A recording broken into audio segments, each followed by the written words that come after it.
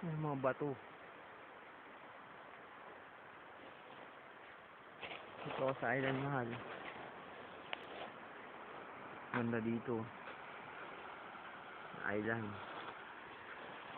Ano man, may surprise ako sa'yo. Maganda.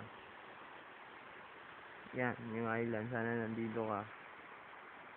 Mga tao. Pero higit sa lahat, yung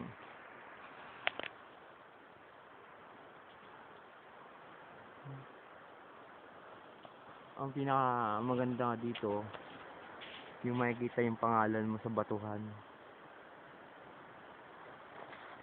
Ano mo, sinulat ko yan. Hirap-hirap kaya yan. I love you, Ana. Hirap kaya yan kasi nalalaglag, nakadikit. I love you, Ana. I love you, mahal ko. I love you. Hirap kaya nito, mahal. Sinulat-sulat ko pa yan. Ito.